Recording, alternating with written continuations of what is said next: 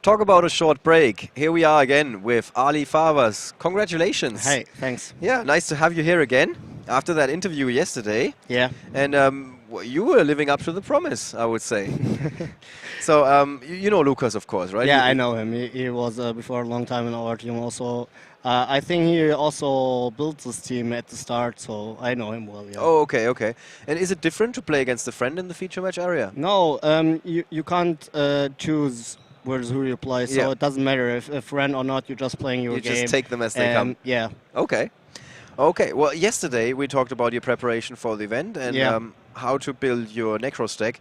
You ended up with this, which is a very consistent deck, of course. Yeah. Anything in particular where you're like, this is a last-minute decision that we just agreed on yesterday night or something? Yeah, there was. I was thinking about 3 or 4 hand traps, but actually I thought there would be very much Satella and stuff like that. So I choose 4 because I don't like only to play 1 maxi, and 2 wires are, in my opinion, a must in this format. Because actually taking the games from the opponent, so I choose for 2-2.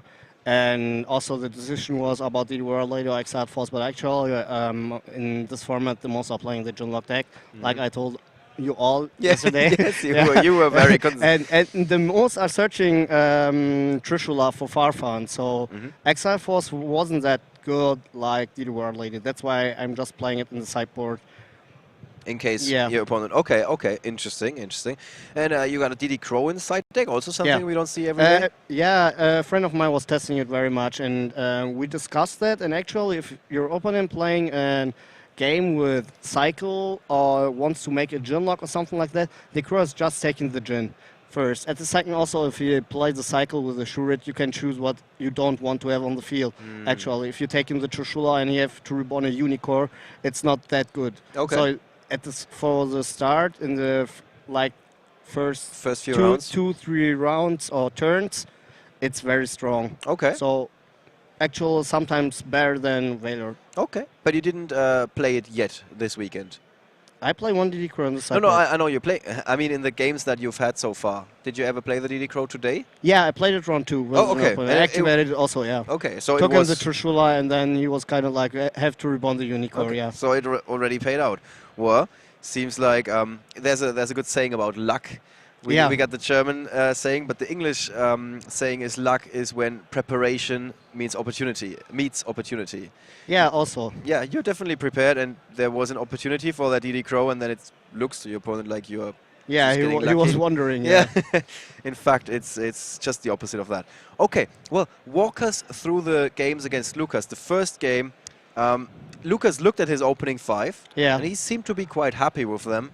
You're then immediately going for the chin lock, and it seemed like Lucas was like, this is not going my way. Yeah, I just thought about Lucas, and I talked with him before the tournament, this round starts, and I didn't thought he played Necros, so I decided to go first. Yeah, I didn't know that before. Oh, okay. Yeah, actually because of his talking and how I know him since a long time, so I thought if you're playing something else, and I thought he would play Satella. I didn't know that. Okay. So actually, if he's playing Satella or also Necros, you can go to a turn 1 Genlock. And it was very good. Yeah, it won me the game, for sure. Yeah.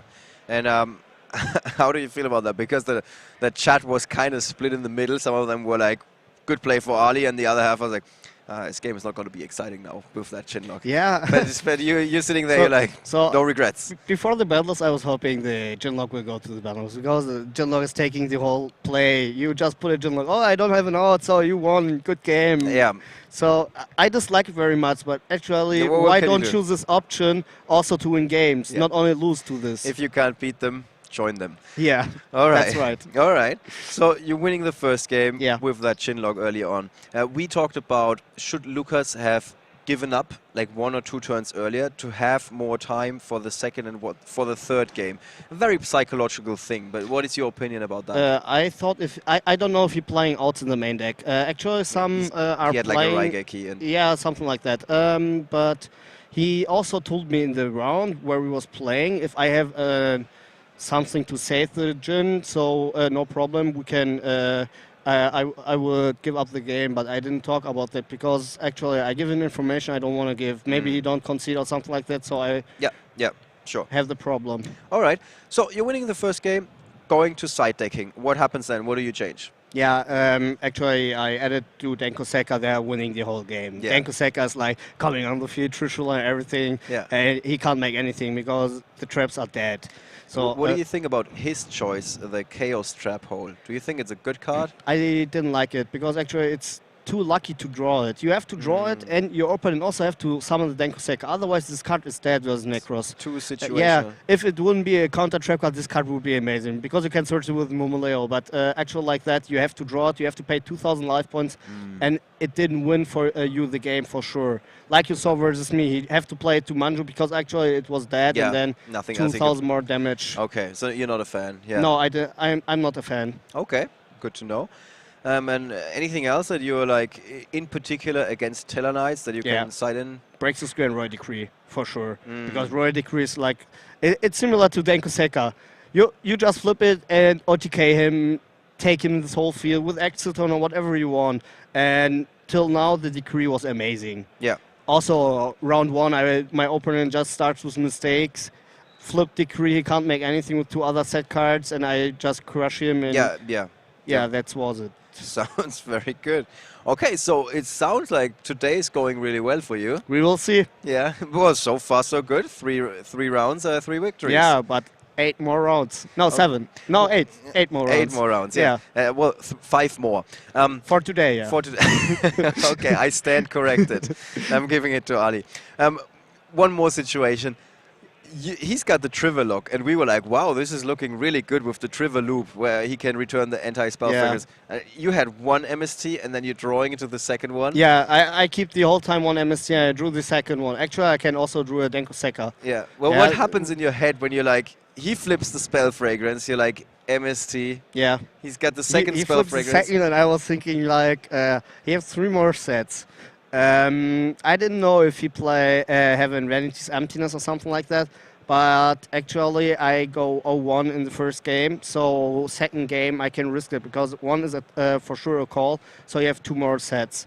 So I choose to play the second MSC. Otherwise I won't play it like that. Otherwise, You would have waited. Yeah, I have to wait. Something to get Decree, Denko Seka or something like that. Because actually I can still get my Valkyros back and make the Valkyros play, maybe get an Exiton or something. Even with the Trigger on the field.